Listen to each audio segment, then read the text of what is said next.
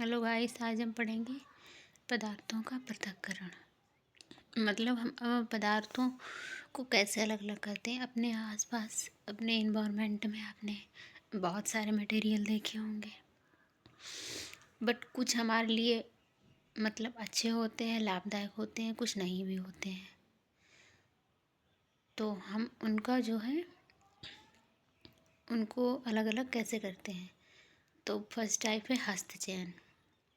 जैसे आपने अपने घर में देखा ही होगा, मम्मी को या दीदी को चावल क्यों बीनते हैं, या चावल या दाल बनाने से पहले बीनते क्यों हैं। तो उनमें कुछ अशुद्धियाँ पाई जाती हैं जिनको हम निकालने के लिए अपने हाथों का प्रयोग करके हटा देते हैं। जैसे भूसे हैं, मिट्टी है, पत्थर है, कंकड़ है, इनको निकालने के लिए हस्तचयन विधि का प्रयोग करते हैं। थ्रेसिंग क्या होता है? अब थ्रेसिंग जैसे जो लोग खेती वेती करते हैं तो अपने पापा से पूछना, या आपने सुना तो होगा ही, जैसे कि धान को काट के ले आते हैं पौधों सहित, फिर उनको जो है किसी डंडी से हिलाते हैं तो अन्नकण अलग हो जाते हैं और वो डंडियाँ अलग हो जाती हैं। तो इस तरह से अलग करने की प्रक्रिया को थ्रेसिंग कहते हैं। अब तो मशीनें भी आ गई हैं जिसे गाना भी कहते हैं। निष्पावन क्या होता है?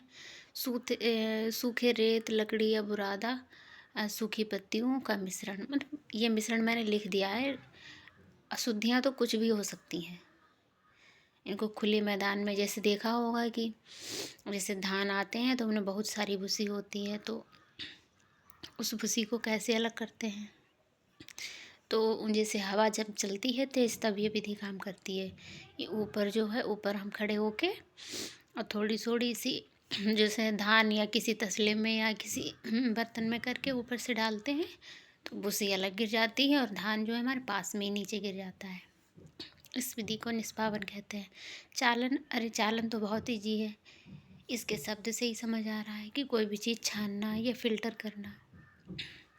अपसादन क्या होता है? जैसे कि चावल या दाल को धुलते हैं, ठीक है, तो उसमें जो भी अशुद्धियाँ पाई जाती हैं, जैसे अब उसमें मिट्टी के अगर कण चिपके हुए हैं तो कैसे साफ़ होंगे। हम उसको धुल लेंगे और जो मिट्टी होगी वो तली में नीचे बैठ जाएगी, या नहीं बैठेगी तो पानी में तो मिल ही जाएगी मिट्टी, और उस पानी को हम बाहर कर देंगे। तो इसे हम अपसादन कहते हैं।